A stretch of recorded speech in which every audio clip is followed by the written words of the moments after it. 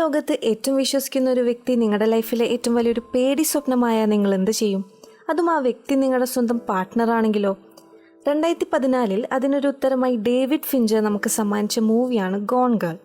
Actually Gillian Flynn gone girl എന്ന book base ചെയ്തിട്ടാണ് ഈ പടം ഇറക്കിയത്. അതൊരു ടിപ്പിക്കൽ കപ്പിൾ മൂവിയല്ല, പക്ക മോഡേൺ ഡാർക്ക് സൈക്കോളജിക്കൽ ത്രില്ലർ എന്ന് തന്നെ പറയാം. ഇതിലെ ട്വിസ്റ്റുകൾ നമ്മളെ ശരിക്കും അമ്പരപ്പിക്കും. അത്തരത്തിലുള്ളൊരു ഡിസ്റ്റർബിംഗ്, മാനിപ്പുലേറ്റീവ്, കൺട്രോളിംഗ് മാരേജ് ലൈഫിനെ പറ്റിയാണ് ഈ പടം പറയുന്നത്. സോ ഇന്ന് നമുക്ക് ഈ പടത്തെ ഒന്ന് ബ്രേക്ക് ഡൗൺ ചെയ്യാം. അതിനു മുമ്പായി നമ്മുടെ ചാനൽ ആദ്യമായിട്ടാണ് കാണുന്നതെങ്കിൽ ഈ വീഡിയോ കണ്ടു കഴിഞ്ഞ് നിങ്ങൾക്ക് ഇഷ്ടമായാലും ഒന്ന് സബ്സ്ക്രൈബ് ചെയ്തേക്കൂ. അപ്പോൾ കഥ ഇങ്ങനെയാണ് തുടങ്ങുന്നത്. ഞാൻ എൻ്റെ ഭാര്യയെ പറ്റി ചിന്തിക്കുമ്പോൾ എപ്പോഴും അവളുടെ തലയാണ് ചിന്തിക്കാറ്. അവളുടെ ആ മനോഹരമായ തല കുത്തിപ്പൊട്ടിച്ച് ആ തലച്ചോറിൽ നിന്ന് ഉത്തരങ്ങൾ തേടണം. ഏതൊരു മാരേജ് ലൈഫിലും ഉയരുന്ന പ്രധാന ചോദ്യങ്ങൾ. നീ എന്താണ് ചിന്തിക്കുന്നത്? നീ എങ്ങനെയാണ് ഫീൽ ചെയ്യുന്നത്? നമ്മൾ എന്താണ് നമ്മളോട് തന്നെ ചെയ്തു വെച്ചിട്ടുള്ളത്? ഇത്തരം ചോദ്യങ്ങളാണ് നമ്മുടെ നായകന്റെ മനസ്സിലൂടെ കടന്നു പോകുന്നത്. നമ്മുടെ കഥയിലെ കപ്പിളായ നിക്കിന്റെയും ഏമിയുടെയും 5ാമത്തെ വെഡിങ് ആനിവേഴ്സറി ഡേ ആണെന്ന്. നിക്ക് അവൻ്റെ ട്വിൻ സിസ്റ്ററായ മാർഗോയുമായി നടത്തുന്ന ദ ബാറിൽ അവൻ്റെ ആനിവേഴ്സറി പറ്റിയും ഏമിയെ ആദ്യമായി കണ്ടുമുട്ടിയതിനെ പറ്റിയും ആനിവേഴ്സറിയിൽ ഏമി നടത്തുന്ന ട്രഷർ ഹണ്ടിനെ പറ്റിയെല്ലാം സംസാരിച്ചിരിക്കുന്നു. ഒരു ഫ്രസ്ട്രേഷൻ അവൻ്റെ മുഖത്ത് കാണുന്നുണ്ട്. പെട്ടെന്ന് അവനൊരു കോൾ വരികയാണ്. അവൻ്റെ നെയ്ബർ ആയിരുന്നു അത്. നിക്ക് അപ്പോൾ തന്നെ അവൻ്റെ വീട്ടിലേക്ക് തിരിച്ചു പോകുന്നു. നെയ്ബർ പറഞ്ഞ പോലെ അവരുടെ പൂച്ച പുറത്ത് നിൽക്കുന്നുണ്ടായിരുന്നു. വീടിൻ്റെ ഡോറൊക്കെ തുറന്നിട്ടിട്ടുണ്ട്. അവനുള്ളിൽ കയറി ഏമിയെ കുറേ വട്ടം വിളിക്കുന്നു. പക്ഷേ ഒരു അനക്കവുമില്ല. പിന്നെയാണ് അവിടെ ഫർണിച്ചറൊക്കെ മറിഞ്ഞു കിടക്കുന്നതും ഗ്ലാസ് പൊട്ടിയെന്നുമൊക്കെ കാണുന്നത്. കണ്ടിട്ടൊരു സ്ട്രഗിൾ നടന്ന സീൻ പോലെ. അവൻ അപ്പോൾ തന്നെ പോലീസിനെ വിളിച്ചറിയിക്കുന്നു. ഡിറ്റക്റ്റീവ് റോണ്ടയും അവളുടെ അസിസ്റ്റന്റുമാണ് വരുന്നത്. അവർ വീടെല്ലാം കംപ്ലീറ്റ് ചെക്ക് ചെയ്യുന്നുണ്ട്. കിച്ചണിൽ ബ്ലഡ് സ്റ്റെയിൻസ് കാണുന്നുണ്ട്. അതെല്ലാം നോട്ട് ചെയ്യുന്നു. അതുപോലെ ഏമിയുടെ ഓഫീസ് പേജ് നോക്കുമ്പോഴാണ് അവിടെ അമേസിങ് ഏമി എന്ന പോസ്റ്റർ അവിടെ ശ്രദ്ധയിൽപ്പെടുന്നത്.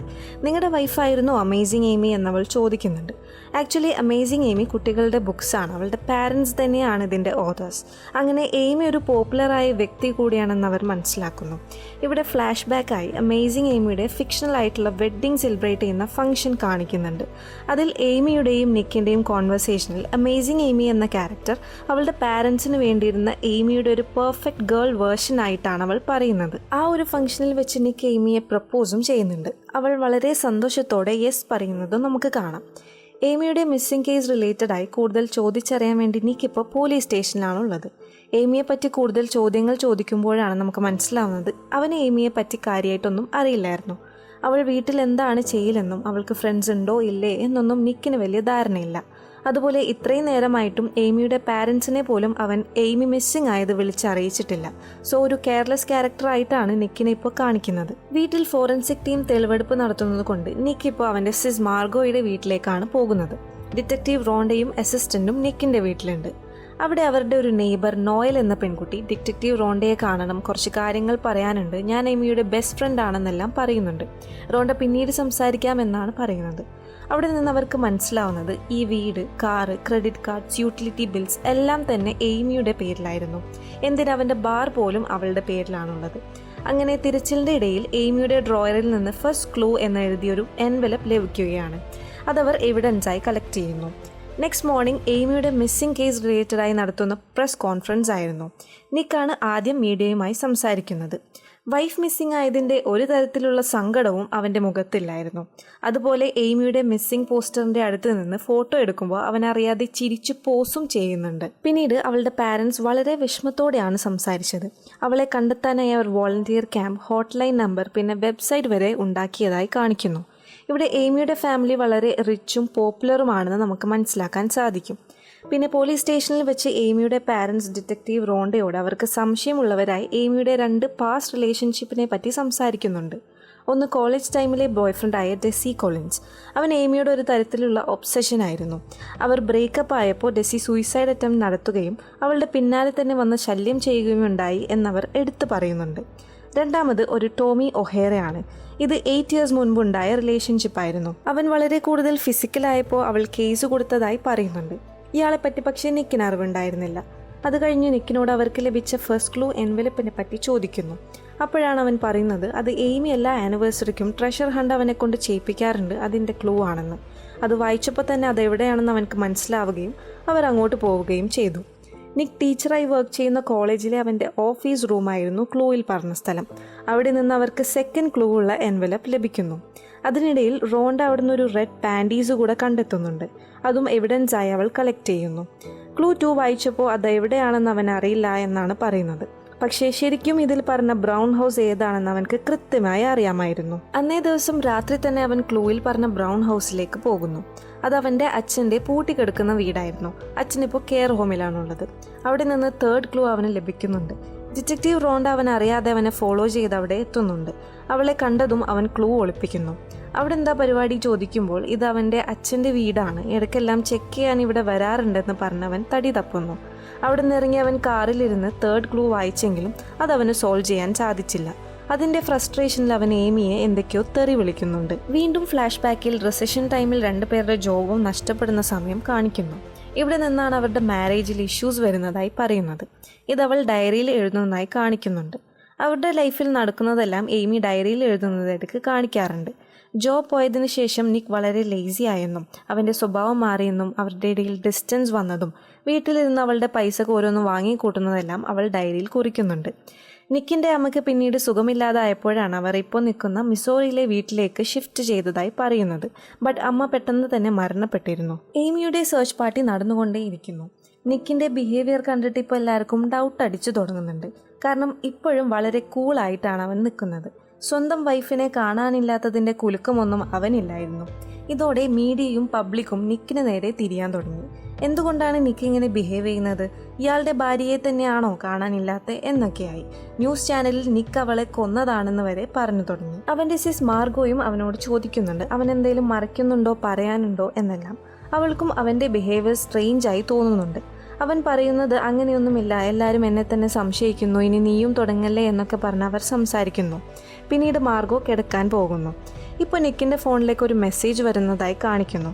ഞാൻ പുറത്തുണ്ട് എന്നായിരുന്നു. മുൻപുള്ള 2-3 സീനിൽ നിക്ക് ആരെയോ ഇടയ്ക്കിടയ്ക്ക് കോൾ ചെയ്യാൻ ട്രൈ ചെയ്യുന്നതായി കാണിക്കുന്നുണ്ട്. അവൻ ഡോർ തുറന്നുമ്പോൾ പെട്ടെന്നൊരു പെണ്ണകത്തേക്ക് കയറി അവനെ കിസ് ചെയ്യുന്നു. ആക്ച്വലി അത് അവൻ്റെ അഫെയർ ആയ ആൻറ്റി ആയിരുന്നു. അവൻ്റെ സ്റ്റുഡൻ്റാണ് ആൻറ്റി, വളരെ യങ് ആയിട്ടുള്ളൊരു പെൺകുട്ടി. പിന്നീട് അവിടെ വെച്ച് അവർ ഫിസിക്കലി ഇൻവോൾവ് ആവുന്നതായി കാണിക്കുന്നു. ശേഷം അവൾ അവിടെ നിന്ന് ഒളിച്ചു പോകുന്നത് മാർഗോ കാണാനിടയായി. മാർഗോ ആകെ ഷോക്കായി അവനെ കുറേ ചീത്ത പറയുന്നുണ്ട്. ഇതാരെങ്കിലും പുറത്തറിഞ്ഞാലുള്ള അവസ്ഥയെപ്പറ്റി അവൾ പറയുന്നു. മീഡിയ ആണെങ്കിൽ എന്തെങ്കിലും കിട്ടാൻ കാത്തു നിൽക്കുകയാണ്. ന്യൂസ് മുഴുവനും നീയാണെന്ന് പറഞ്ഞ് TV തുറന്ന് കാണിച്ചു കൊടുക്കുന്നു. അതിലപ്പോൾ അവൻ ഒരു സോഷ്യോപാത്ത് ആണെന്നൊക്കെ പറയുന്നുണ്ടായിരുന്നു. ടാനർ ബോൾട്ട് എന്ന ഡിഫൻസ് ലോയറിൻ്റെ ഇൻ്റർവ്യൂ നടക്കുന്നത് കാണിക്കുന്നുണ്ട്. അത് കണ്ട് മാർഗോ നീ എത്രയും പെട്ടെന്ന് ടാനറിനെ ഹയർ ചെയ്യണമെന്ന് പറയുന്നു. വീണ്ടും ഫ്ലാഷ് ബാക്കിൽ അവരുടെ മാരേജ് തകരുന്നതായുള്ള കാര്യങ്ങൾ കാണിക്കുന്നു. എയ്മി ഒരു ബേബിയെ വേണമെന്ന് പറയുമ്പോൾ അവൻ അതിന് തീരെ താല്പര്യമില്ലാത്ത പോലെയാണ് കാണിക്കുന്നത്. അവൾ വീണ്ടും വേണമെന്ന രീതിയിൽ സംസാരിക്കുമ്പോൾ നിനക്കിപ്പോൾ ഈ മാരേജ് സേവ് ചെയ്യാനാണോ ബേബിയെ വേണ്ടത് എന്നൊക്കെ പറഞ്ഞ് അവൻ ചൂടാവുന്നുണ്ട്. ഫൈറ്റിനിടെ അവൻ അവളെ നല്ല ഫോഴ്സിൽ തള്ളിയിടുന്നുണ്ട്. അപ്പോഴാണ് എത്രത്തോളം ദേഷ്യം അവനുണ്ട് എന്നവൾ മനസ്സിലാക്കുന്നത്. ഡിറ്റക്റ്റീവ് റോണ്ട അന്വേഷണത്തിനിടെ എയ്മി ഒരു ബ്ലാക്ക് മാർക്കറ്റിൽ നിന്നും ഗണ്ണ് വാങ്ങുന്നതായി കണ്ടെത്തുന്നു. അതിനെപ്പറ്റി അവൾ ഡയറിയിൽ കുറിക്കുന്നത് ഇങ്ങനെയാണ്: അവളുടെ സേഫ്റ്റിക്ക് വേണ്ടിയാണ് ഗണ്ണ് വാങ്ങുന്നത്. നിക്ക് അവളെ എന്തെങ്കിലും ചെയ്യും, ഗണ്ണുണ്ടെങ്കിൽ കുറച്ചുകൂടി സമാധാനത്തിൽ ഉറങ്ങാം എന്നൊക്കെയായിരുന്നു. പിന്നീട് എയ്മിയുടെ വിജിൽ നടത്തുന്ന നൈറ്റാണ് കാണിക്കുന്നത്. നിക്ക് സ്റ്റേജിൽ നിന്നും എല്ലാവരോടും സംസാരിക്കുകയായിരുന്നു. പെട്ടെന്ന് എയ്മിയുടെ ബെസ്റ്റ് ഫ്രണ്ട് എന്ന് പറഞ്ഞ് നടക്കുന്ന നോയൽ കൂട്ടത്തിൽ നിന്ന് ഓരോന്ന് വിളിച്ചു പറയാൻ തുടങ്ങി. നിക്ക്, നിന്റെ ഭാര്യ എവിടെയാണ്? നിന്റെ പ്രഗ്നൻറ്റ് വൈഫിനെ നീ എന്താണ് ചെയ്തത്? അവൾ നിന്നോട് പറഞ്ഞിരുന്നു അവൾ 6 വീക്സ് പ്രഗ്നൻ്റ് ആയിരുന്നു എന്നൊക്കെ അവൾ വിളിച്ചു കൂവി. ഇത് കേട്ട് എല്ലാവരും ഷോക്കായി. നിക്ക് അവൻ്റെ സ്പീച്ച് അപ്പോൾ തന്നെ അവസാനിപ്പിച്ച് വീട്ടിലേക്ക് ഓടി. ഡിറ്റക്റ്റീവ് റോണ്ട വീണ്ടും നോയലിനെ പറ്റിയും എയ്മി പ്രഗ്നൻ്റ് ആണെന്ന പറഞ്ഞ കാര്യമൊക്കെ നിക്കിനോട് ചോദിക്കുന്നു. പക്ഷേ അവനൊന്നും അറിയില്ലായിരുന്നു. നോയൽ എയ്മിയുടെ ബെസ്റ്റ് ഫ്രണ്ട് ആണെന്നൊക്കെ പറഞ്ഞ് വന്നതെല്ലാം നിക്കിനോട് മുൻപ് ചോദിച്ചിട്ടുണ്ടായിരുന്നു. അവനത് ആരാണെന്ന് പോലും അറിയില്ല. റോണ്ട അവരുടെ ഒരുമിച്ചുള്ള ഫോട്ടോസൊക്കെ കാണിച്ചു കൊടുക്കുന്നു. എന്നിട്ടും അവനൊന്നും അറിയില്ല തന്നെ പറയുന്നു. ഇതൊന്നും എയ്മി പ്രഗ്നൻ്റ് ആണെന്ന് പ്രൂവ് ചെയ്യുന്നില്ലല്ലോ എന്നാണ് അവൻ പറയുന്നത്. റോണ്ട എയ്മിയുടെ മെഡിക്കൽ റെക്കോർഡ്സ് വരുന്നുണ്ടെന്ന് പറയുന്നു. അതുപോലെ ക്രൈം സീൻ ആദ്യം കണ്ടപ്പോൾ തന്നെ സ്റ്റേജ്ഡ് പോലെ ഉണ്ടായിരുന്നെന്നും കിച്ചൺ ഫ്ലോറിൽ ബ്ലഡ് തുടച്ച് നീക്കിയതായി കാണുന്നുണ്ടെന്ന് പറയുന്നു. പ്ലാൻ ചെയ്ത് കിഡ്നാപ്പിംഗ് സീൻ ആക്കി വെച്ച പോലെ ഉണ്ടെന്ന് റോണ്ട തറപ്പിച്ച് പറയുന്നുണ്ട്. അതുപോലെ അവൻ്റെ ക്രെഡിറ്റ് കാർഡ് സ്റ്റേറ്റ്മെൻറ്റ് കാണിച്ചു കൊടുക്കുന്നു. അതിൽ $117,000 ഡെറ്റ് കാണിക്കുന്നുണ്ട്. എല്ലാം നിക്ക് ലാവിഷായി ചെലവാക്കിയ രീതിയിലാണുള്ളത്. Gaming equipments, golf clubs, robot dog, അങ്ങനെ എന്തൊക്കെയോ വാങ്ങിക്കൂട്ടിയതായി കാണുന്നു. അതുപോലെ കുറച്ചു മുന്നേ എയ്മിയുടെ ലൈഫ് ഇൻഷുറൻസ് കവർ ഇൻക്രീസ് ചെയ്തതായിട്ടുള്ള ഡോക്യുമെന്റ്സ് അവനെ കാണിച്ചു കൊടുക്കുന്നുണ്ട്. ഇതൊന്നും അവൻ ചെയ്തതല്ല എന്നാണ് അവൻ ഉറപ്പിച്ചു പറയുന്നത്. ഇതിനിടയിൽ എയ്മി പ്രഗ്നന്റ് ആണെന്ന കൺഫർമേഷൻ കോൾ വരുന്നുണ്ട്. നിക്ക് ആകെ മൊത്തം ഫ്രസ്ട്രേറ്റഡ് ആവുകയാണ്. ഇനി ലോയർ ഇല്ലാതെ അവരോട് സംസാരിക്കില്ല എന്ന് തന്നെ പറയുന്നു. അവർക്കിനി ആകെ വേണ്ടത് ഒരു ഡെഡ് ബോഡിയാണ് നിക്കിനെ അറസ്റ്റ് ചെയ്യാൻ. ബാക്കി എല്ലാ തെളിവുകളും നിക്കിനെതിരായി കഴിഞ്ഞു. റോണ്ട വീണ്ടും നിക്കിന്റെ അച്ഛന്റെ ബ്രൗൺ ഹൗസിലേക്ക് എവിഡൻസ് തിരഞ്ഞു പോവുകയും അവിടെ ബേസ്മെന്റിലെ ഫയർ പ്ലേസിൽ ചെറുതായി കത്തിയ എയ്മിയുടെ ഡയറി അവർക്ക് ലഭിക്കുന്നു. ഈ സമയം നിക്ക് ആ തേർഡ് ക്ലൂ സോൾവ് ചെയ്യാൻ നോക്കുകയാണ്. അങ്ങനെ അത് മാർഗോയുടെ വുഡ് ഷെഡ് ആണെന്ന് അവൻ കണ്ടെത്തുന്നു. അവൻ നേരെ അങ്ങോട്ട് പോയി അത് തുറക്കുമ്പോഴാണ് അവൻ ശരിക്കും ഞെട്ടുന്നത്. നേരത്തെ ക്രെഡിറ്റ് കാർഡ് പർച്ചേസിൽ നടത്തിയ എല്ലാ ഇലക്ട്രോണിക് ഐറ്റംസും അവിടെ ഉണ്ടായിരുന്നു. അതിനിടയിൽ ഒരു ആനിവേഴ്സറി ഗിഫ്റ്റും. പിന്നെയാണ് ആ വമ്പൻ ട്വിസ്റ്റ് നമ്മളെ കാണിക്കുന്നത്. എയ്മി മരിച്ചിട്ടില്ല, അവളെല്ലാം ഫേക്ക് ചെയ്തതായിരുന്നു. ഈ സീനിൽ അവൾ കാറിൽ എങ്ങോട്ടോ ഡ്രൈവ് ചെയ്ത് പോവുകയാണ്. നമ്മളോട് കുറേ കാര്യങ്ങളും പറയുന്നുണ്ട്. അവരുടെ ഒരു സോ കോൾഡ് പെർഫെക്റ്റ് മാരേജ് ലൈഫായിരുന്നു. അവർ ശരിക്കും റിയാലിറ്റി ഫേസ് ചെയ്യാതെ എപ്പോഴും പെർഫെക്റ്റായി പ്രിറ്റൻഡ് ചെയ്ത് ജീവിക്കുകയായിരുന്നു. പക്ഷേ എല്ലാ കാലത്തും നമുക്ക് ഫേക്കായി നിൽക്കാൻ പറ്റില്ലല്ലോ. ഒരു സമയമായാൽ എല്ലാവരുടെയും റിയൽ ഫേസ് പുറത്തു വരും. അങ്ങനെ അവരുടെയും ആ ഗ്ലാമറസ് പെർഫെക്റ്റ് ലൈഫ് റിയാലിറ്റിയിലേക്ക് കടന്നപ്പോഴാണ് ഇങ്ങനെല്ലാം അവരുടെ ലൈഫ് ആയതെന്നെല്ലാം അവൾ എക്സ്പ്ലെയിൻ ചെയ്യുന്നു. അങ്ങനെ നിക്ക് അവളോട് അകലുകയും വേറെ ചെറിയ പെണ്ണിനെ കിട്ടിയപ്പോൾ അവളെ ചീറ്റ് ചെയ്യുകയും ടോട്ടലി അവരുടെ മാരേജ് തകർക്കുകയും ചെയ്തു. ഇതിനെല്ലാം കൂടെ ചേർത്ത് അവൾ കൊടുത്തൊരു 16ന്റെ പണിയായിരുന്നു ഇത്. അവനെ അവളുടെ മർഡറിന് ഫ്രെയിം ചെയ്യുക എന്നാണ് അവൾ ഉദ്ദേശിച്ചത്. നിക്ക് അവളുടെ പ്രൈഡ്, ഡിഗ്നിറ്റി, അവളുടെ ഹോപ്പ്, അവളുടെ പൈസ എല്ലാം തന്നെ എടുത്ത് അവളെ അങ്ങോട്ട് ഇല്ലാതെയാക്കി. അതാണ് അവൻ ചെയ്ത മർഡർ. ഇതിനു വേണ്ടി എയ്മി നല്ല രീതിയിൽ ഹോംവർക്ക് ചെയ്തിട്ടുണ്ട്. വളരെ ക്ലീനായി പ്ലാൻ ചെയ്തു കൊടുത്ത പണിയാണിത്. ഇതെല്ലാം പെർഫെക്റ്റ് ആക്കാൻ അവൾ കുറേ ബുക്സും മൂവീസും റെഫർ ചെയ്ത് എങ്ങനെ ഒരു മർഡർ ഫേക്ക് ചെയ്യാം, എവിഡൻസ് എങ്ങനെ ക്രിയേറ്റ് ചെയ്യാം, ഒരാളെ എങ്ങനെ ഫ്രെയിം ചെയ്യാം എന്നെല്ലാം വളരെ ഡിസിപ്ലിനോടെ പഠിച്ചിട്ടുണ്ടായിരുന്നു. ഈ പടത്തിൽ ആദ്യം തൊട്ട് കാണിക്കുന്നതെല്ലാം അവൾ വൃത്തിയോടെ നിക്കിന് വെച്ച ട്രാപ്സ് ആയിരുന്നു. കിഡ്നാപ്പിംഗ് സീൻ സ്റ്റേജ് ചെയ്തത്, blood stains, money troubles, credit card, life insurance, അതുപോലെ അവളുടെ പ്രഗ്നൻസി പോലും അവൾ വളരെ ബ്രില്യൻ്റായി ഫേക്ക് ചെയ്തു. നോയലിനെ ഇതിൻ്റെ ഭാഗമായിട്ടാണ് അവൾ ഫ്രണ്ടാക്കി കൊണ്ടു നടന്നത്. അവളുടെ പ്ലാൻ പ്രകാരം നോയലിനെ വീട്ടിലേക്ക് വിളിച്ചു വരുത്തി അവളുടെ ടോയ്ലറ്റ് അവൾ തന്നെ ക്ലോഗ് ചെയ്യിപ്പിച്ചിട്ട് നോയലിൻ്റെ യൂറിൻ കളക്ട് ചെയ്യുകയായിരുന്നു. എന്നിട്ട് അത് അവളുടെ യൂറിൻ ആണെന്ന് പറഞ്ഞ് പ്രഗ്നൻസി ടെസ്റ്റിന് അയക്കുകയും അങ്ങനെ റെക്കോർഡിക്കലി അവൾ പ്രഗ്നൻ്റ് ആണെന്ന് വരുത്തി തീർക്കുകയും ചെയ്തു. ക്രൈം സീൻ സ്റ്റേജ് ചെയ്തതും ഇതുപോലെ തന്നെ. പോലീസ് കണ്ടുപിടിക്കത്തക്ക ക്ലൂസ് ബാക്കി വെച്ചിട്ടാണ് അവൾ അവിടെ എല്ലാം മർഡർ സീനാക്കി എടുത്തത്. പിന്നെ അവളുടെ ഡയറി, അതിൽ പകുതി മുക്കാലും കള്ളങ്ങൾ കൂട്ടിച്ചേർത്ത് നിക്കിനെ ഫ്രെയിം ചെയ്യുന്ന വിധത്തിലാണ് എഴുതി കൂട്ടിയത്. എന്നിട്ട് അത് പോലീസ് കണ്ടുപിടിക്കാൻ വേണ്ടി ചെറുതായി കത്തിച്ച് അത് അവിടെ തന്നെ വെച്ചു. ആൻഡ് ഫൈനലി അവൾ എപ്പോഴും ചെയ്യുന്ന പോലെ ആനിവേഴ്സറി ട്രഷർ ഹണ്ടിൽ അവസാനിപ്പിച്ചു. ഇതെല്ലാം സെറ്റാക്കി വെച്ച് അവൾ നാടുവിടുകയാണ്. അവളെ പെട്ടെന്ന് തിരിച്ചറിയാതിരിക്കാൻ അവളുടെ രൂപത്തിൽ ചേഞ്ചസ് വരുത്തുന്നു. ഹെയർ കട്ട് ചെയ്യുന്നു, ഹെയറിന്റെ കളർ ചേഞ്ച് ചെയ്യുന്നു, പിന്നെ മുഖത്തൊരു ഹാമർ വെച്ച് അടിച്ച് അവളുടെ ഫേസിന്റെ ഷേപ്പും മാറ്റുന്നു. അങ്ങനെ ടോട്ടൽ ഐഡന്റിറ്റി ചേഞ്ച് ചെയ്ത് അവളിപ്പോൾ നാൻസി ആയിട്ടൊരു ഹോട്ടലിൽ റൂം എടുത്ത് നിക്കിൻ്റെ ലൈഫ് തകരുന്നതും നോക്കി ബാക്കി പ്ലാൻ പടിയെല്ലാം നടത്തുകയുമാണ്.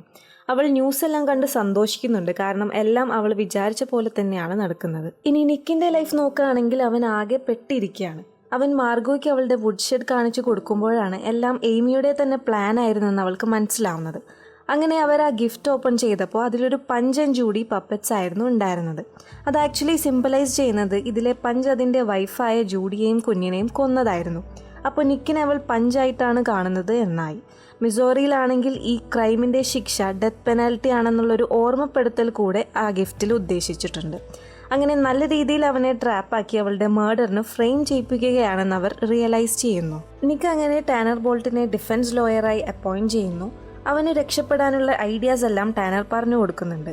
നിക്കിനി അവൻ്റെ കളി മാറ്റുകയാണ്.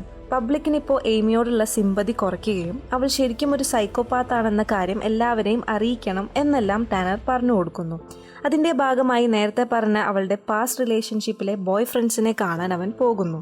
ആദ്യം ടോമി ഒഹേറയുമായി മീറ്റ് ചെയ്യുന്നു. നിക്കിന് കൊടുത്ത പോലെ തന്നെ അയാളെയും കള്ളക്കേസിൽ കുടുക്കിയ കഥയെല്ലാം അയാൾ വിവരിക്കുന്നുണ്ട്. എന്നാൽ അയാൾ ഇനി എയ്മിയുമായി ഒന്നിലേക്കും ഇല്ലെന്ന് പറഞ്ഞ് ഒഴിയുന്നു. പിന്നീട് ടെസി കൊളിങ്സിനെ കാണാൻ പോകുന്നു. എന്നാൽ അവൻ എയ്മിയെ പറ്റി അധികം സംസാരിക്കാൻ കൂട്ടാക്കിയില്ല. അപ്പോൾ അതിലൊരു തീരുമാനമായതോടെ പിന്നെ ടാനർ പറയുന്നത് TV-യിൽ ലൈവ് പോവാനാണ്. പബ്ലിക്കിൻ്റെ സിമ്പതി പിടിച്ചു പറ്റണമായിരുന്നു. നിക്കിൻ്റെ ഗേൾഫ്രണ്ടായ ആൻഡിയും വുഡ്ഷെഡിൻ്റെ കാര്യമൊക്കെ നാട്ടുകാർ അറിയുന്നതിന് മുൻപ് നിക്ക് അത് അങ്ങോട്ട് പറയുകയാണെങ്കിൽ നിക്കിന് സേഫ് ആവാമായിരുന്നു. ഇത്തരം തെറ്റുകളെല്ലാം മനസ്സിലാക്കി സ്വയം ഏറ്റുപറഞ്ഞാൽ പബ്ലിക് ക്ഷമിക്കുകയും അവർ നിക്കിൻ്റെ സൈഡ് ആകുകയും ചെയ്യുമെന്ന് ടാനർ പറഞ്ഞു കൊടുക്കുന്നു. അങ്ങനെ അവൻ ലൈവിലിരിക്കാൻ പോകുമ്പോഴേക്കും ഏമിയുടെ പാരൻസ് ആൻഡിയെ ലൈവിൽ കൊണ്ടുവന്ന് പബ്ലിക്കലി സോറി പറയിപ്പിക്കുന്നുണ്ട്. ഇപ്പോൾ പബ്ലിക്കിന് അവനോടുള്ള ദേഷ്യം കൂടുകയാണ്. എന്നാലും നിക്ക് അവൻ്റെ പ്ലാനുമായി മുന്നോട്ട് പോകാൻ തീരുമാനിക്കുന്നു. അവൻ ആ ഷോ നന്നായി ചെയ്യുകയും ചെയ്തു. ഏമിയുടെ പെർഫെക്റ്റ് പ്ലാൻ ഇപ്പോൾ പാളാൻ പോകുന്നു. അവൾ താമസിച്ചിരുന്ന ഹോട്ടലിലെ നെയ്ബേഴ്സായ ഗ്രറ്റയും ജെഫും അവളോട് അടുക്കുകയും തക്കം നോക്കി അവളുടെ കയ്യിൽ ആകെ ഉണ്ടായിരുന്ന പൈസയെല്ലാം അവളെ ഉപദ്രവിച്ച് അവർ തട്ടിയെടുക്കുകയും ചെയ്തു. ഇതോടെ അവളുടെ മുന്നോട്ടുള്ള പ്ലാനെല്ലാം സ്റ്റക്ക് ആവുകയാണ്. വേറെ ഓപ്ഷൻ ഇല്ലാതെ ഏമി ഡെസി കൊളിങ്സിനെ വിളിക്കുന്നു. അവൻ്റെ സിമ്പതി പിടിച്ചു പറ്റാനായിരുന്നു ഏമിയുടെ പുതിയ പ്ലാൻ. നിക്ക് അവളെ ഉപദ്രവിക്കുന്നുണ്ടായിരുന്നെന്നും അവളെ കൊല്ലും എന്നൊക്കെ ഭീഷണിപ്പെടുത്തിയത് കൊണ്ടാണ് അവൾ അവിടുന്ന് ഒളിച്ചോടിയത് എന്നൊക്കെ ഡെസിയോട് പറയുന്നു. അവനാണെങ്കിൽ ഓൾറെഡി അവളോട് പ്രാന്തുള്ള ആളായതുകൊണ്ട് അവൻ ഏമിയെ അവൻ്റെ ലേക്ക് ഹൗസിൽ കൊണ്ടുപോയി താമസിപ്പിക്കുന്നു. ആക്ച്വലി ഡെസി കൊളിങ്സും ഒരു വലിയ സൈക്കോപാത്ത് ആയിരുന്നു. പെട്ടെന്ന് തന്നെ ഏമിക്ക് മനസ്സിലാവുകയാണ് അവൾ വലിയൊരു ട്രാപ്പിലേക്കാണ് ചെന്ന് കയറിയതെന്ന്. ഡെസി അവളെ അവിടെ ലോക്കാക്കിയ പോലെ ആയിരുന്നു. ഫുൾ കൺട്രോളിംഗ് ഒക്കെ ആയി അവനുമായി ലൈഫ് സ്റ്റാർട്ട് ചെയ്യാൻ വേണ്ടി ഫോഴ്സ് ചെയ്തുകൊണ്ടേയിരുന്നു. ഇനി ഇവിടുന്ന് രക്ഷപ്പെടാൻ വേണ്ടി അവൾ പുതിയ അടവുകൾ പ്ലാൻ ചെയ്യാൻ തുടങ്ങി. നിക്ക് ലൈവ് ഷോയിൽ പോയി സംസാരിച്ചതെല്ലാം ഏമി കേട്ടപ്പോൾ അവൾ വിചാരിച്ച ആ ഒരു നിക്കിനെ അവൾ അതിൽ കണ്ടു. ഏമിയുടെ ചാലഞ്ച് ഏറ്റെടുത്ത നിക്ക് അതിൽ ഏമിക്കൊരു സിമ്പതി വന്ന പോലെ കാണിക്കുന്നുണ്ട്. പിന്നീട് അവൾക്ക് ഇവിടുന്ന് എങ്ങനെയും രക്ഷപ്പെടണം എന്നായിരുന്നു ലക്ഷ്യം. അതിനുവേണ്ടി ഡെസിയുടെ വീട്ടിലെ CCTVയിൽ പതിയാൻ വേണ്ടി ഓരോന്ന് കാണിച്ചു കൂട്ടുന്നുണ്ടായിരുന്നു. ഈ സമയം ഡിറ്റക്റ്റീവ് റോണ്ട പ്രോപ്പർട്ടി സെർച്ച് വാറന്റുമായി മാർഗോയുടെ വീട്ടിലെത്തുന്നുണ്ട്. വുഡ്ഷെഡിലുള്ളതെല്ലാം അവർ കണ്ടെടുക്കുന്നു. അങ്ങനെ മാർഗോയെ പോലീസ് കസ്റ്റഡിയിൽ എടുക്കുകയാണ്. നിക്ക് നേരെ പോലീസ് സ്റ്റേഷനിൽ ടാനറുമായി പോകുന്നു. അവർക്ക് നിക്കിനെതിരെ ഇപ്പോൾ കൂടുതൽ തെളിവുകൾ ലഭിക്കുന്നു. അങ്ങനെ നിക്കിനെ ഏമിയുടെ മർഡറിന് അവർ അറസ്റ്റ് ചെയ്യുകയാണ്. പിന്നീട് ടാനർ വന്ന് അവരെ ജാമ്യത്തിൽ ഇറക്കുന്നുമുണ്ട്. ഏമി ഇപ്പോൾ അവളുടെ പുതിയ പ്ലാൻ വർക്കൗട്ട് ആക്കാനുള്ള എല്ലാം പ്രിപ്പയർ ആക്കുകയാണ്. ഡെസി വീട്ടിൽ വരുന്നു. അവനുമായി സംസാരിച്ച് പിന്നീട് അവർ ഫിസിക്കലി ഇൻവോൾവ് ആവുന്നു. പെട്ടെന്നൊരു കാർഡ്ബോർഡ് കട്ടർ എടുത്ത് അവൻ്റെ ചങ്കിനിട്ടൊരു കീറ് കീറുന്നു. അങ്ങനെ അവൾ അവനെ ക്രൂരമായി കൊല്ലുകയാണ്. മൊത്തം ചോരയിൽ കുളിച്ച് ഏമി നേരെ പോകുന്നത് നിക്കിൻ്റെ അടുത്തേക്ക്. എല്ലാവരും വീണ്ടും ഞെട്ടുന്നു. ഏമി നേരെ കാറിൽ നിന്ന് ഇറങ്ങി നിക്കിൻ്റെ മേലിൽ പോയി വീഴുകയാണ്. പിന്നീട് ഹോസ്പിറ്റലിലാണ് അവളെ കാണിക്കുന്നത്. അവൾക്ക് വേണ്ട ട്രീറ്റ്മെൻറ്റ് കൊടുക്കുന്നുണ്ട്. അവൾ റേപ്പ് ചെയ്യപ്പെട്ടിട്ടുണ്ടെന്ന് ഡോക്ടർ കൺഫേം ചെയ്യുന്നു. പിന്നീട് ഏമി ഫെഡറൽ ഏജൻസുമായി നടന്ന കാര്യങ്ങളൊക്കെ സംസാരിക്കുകയാണ്. അവളെ ഡെസി കിഡ്നാപ്പ് ചെയ്ത് കൊണ്ടുപോയതാണെന്നും അവൻ്റെ ലേക്ക് ഹൗസിൽ കൊണ്ടുപോയി അവളെ എന്നും പീഡിപ്പിക്കുമായിരുന്നെന്നും CCTV ചെക്ക് ചെയ്താൽ ഇതെല്ലാം കാണാമെന്നും പറയുന്നുണ്ട്. അവൾക്ക് എങ്ങനെയൊക്കെയോ ഒരു അവസരം കിട്ടിയപ്പോൾ അവൾ ഓടി രക്ഷപ്പെട്ടതാണെന്നും പറയുന്നുണ്ട്. ഡിറ്റക്റ്റീവ് റോണ്ട ഇതിനിടയിൽ അവളോട് പല കൗണ്ടർ ക്വസ്റ്റ്യൻസും ചോദിക്കാൻ ശ്രമിച്ചു. പക്ഷേ അവിടെയും ഏമി ബ്രില്യൻ്റായി ആക്ട് ചെയ്യുകയും ബാക്കിയുള്ള ഏജൻസിൻ്റെ സിമ്പതി പിടിച്ചു പറ്റുകയും ചെയ്തു. അങ്ങനെ ഏമി ഒരു ധീര വനിത ആവുകയാണ്. അവളുടെ ഉള്ളിലും അവൾ ജയിച്ചെന്നുള്ളൊരു പ്രൗഡ് ഫീൽ നമുക്ക് കാണാൻ സാധിക്കും. അവിടെ നിന്ന് തിരിച്ച് വീട്ടിലെത്തിയ ശേഷം നിക്ക് അവളോട് നിന്റെ ആക്ടിങ് മതി, നിർത്തിയേക്ക് എന്ന് പറയുകയും ശരിക്കും എന്താണ് നീ ചെയ്തത് എന്നൊക്കെ ചോദിക്കുന്നുണ്ട്. അവൾ വീണ്ടും ഓരോന്ന് പറഞ്ഞ് അവനെ ട്രാപ്പാക്കാൻ ശ്രമിക്കുകയാണ്. എനിക്ക് ഞാൻ TV-യിൽ കണ്ട നിക്കിനെയാണ് വേണ്ടത്, ഞാൻ നിനക്ക് വേണ്ടിയാണ് അവനെ കൊന്നത് എന്നെല്ലാം പറഞ്ഞ് അവനെ കുഴപ്പിക്കുന്നു. അവൻ അവളെ വിട്ടുപോകുമെന്ന് പറയുമ്പോൾ നീ ഇനി എന്നെ വിട്ടുപോയാൽ നിന്നെ ആൾക്കാർ വെറുതെ വിടില്ല, അവർ നിന്റെ ലൈഫ് ഇല്ലാതെയാക്കും എന്ന് പറഞ്ഞ് പേടിപ്പിക്കുന്നുണ്ട്. ദിവസങ്ങൾ ഇങ്ങനെ കടന്നു പോകുന്നു. നിക്കിനെ ലൈഫ് ലോങ് ട്രാപ്പാക്കാൻ വേണ്ടി ഏമി നിക്കിൻ്റെ മുൻപ് സ്റ്റോർ ചെയ്ത് വെച്ചിട്ടുണ്ടായിരുന്ന സ്പേം എടുത്ത് സ്വയം പ്രഗ്നൻ്റ് ആക്കുന്നു. അങ്ങനെ നിക്കിന് വേറെ വഴിയില്ലാതെ ആവുകയും അവളുടെ വയറ്റിൽ വളരുന്ന അവൻ്റെ കുഞ്ഞിനെ ഓർത്ത് അവൻ വീണ്ടും ഈ പെർഫെക്റ്റ് ഫേക്ക് മാരേജിൽ മുന്നോട്ട് പോകാൻ തീരുമാനിക്കുകയാണ്. അങ്ങനെ ആ കഥ അവിടെ അവസാനിക്കുന്നു. ശരിക്കും ഇവിടെ ആരുടെ ഭാഗത്താണ് തെറ്റ്? ഏമിയുടെ ഭാഗത്താണോ അതോ നിക്കിൻ്റെയോ?